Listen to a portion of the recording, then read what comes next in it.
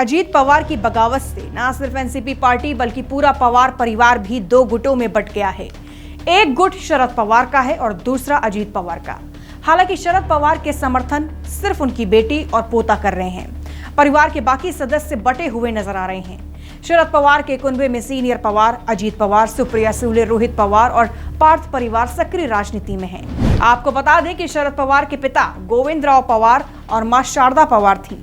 गोविंदराव कुछ खास पढ़े लिखे नहीं थे, लेकिन वो स्वाभाविक संसाधनशीलता और नेतृत्व कौशल के धनी थे।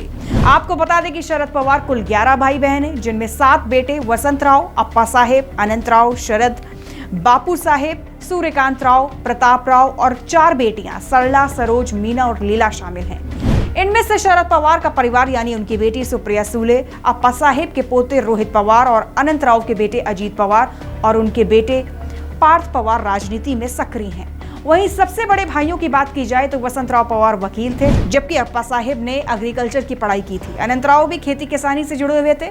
वहीं बापू साहेब इंजीनियर बने। सूर्यकांत ने बड़ोदरा से पढ़ाई की और आर्किटेक्ट बने।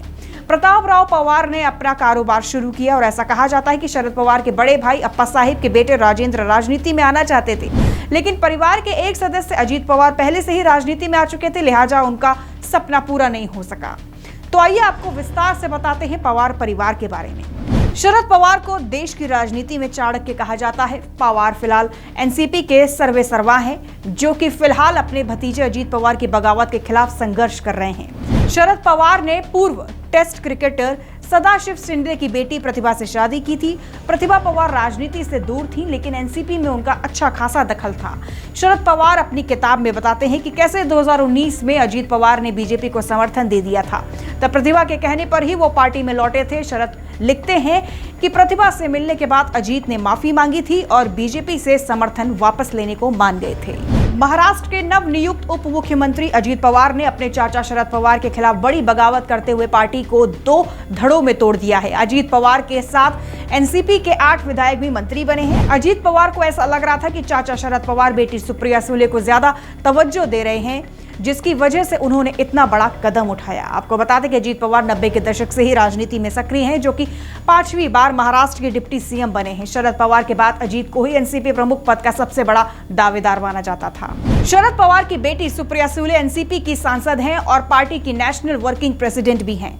अजीत पवार की बगावत के बुरे दौर में वो अपने पिता शरद पवार के साथ मजबूती से खड़ी हैं। आपको बता दें कि साल 2006 में सुप्रिया सुले राज्यसभा सांसद बनी थी और साल 1991 में सुप्रिया ने सदानंद बालचंद्र सुले से शादी कर ली थी और दोनों का एक बेटा विजय और बेटी रेवती है। महाराष्ट्र के कर्जत जामखेड़ से रोहित पवार एनसीपी के विधायक हैं।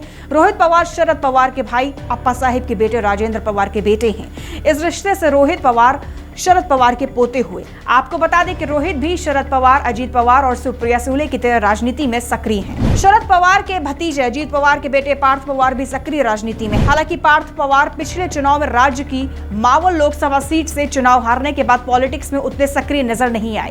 अनंतराव पवार के भी 2 बेटे हैं, श्रीनिवास और अजीत पवार। श्रीनिवास तो राजनीति में नहीं आए, लेकिन अजीत पवार ने इसमें कदम रखा। तो ये था पवार परिवार का इतिहास, जो कि सालों से महाराष्ट्र की राजनीति में सक्रिय है। आपको बता दें कि शरद पवार और अजीत पवार फिलहाल महाराष्ट्र ही नहीं, देश में भी लोगों की जुबान पर चर्चा का विषय बने हुए हैं।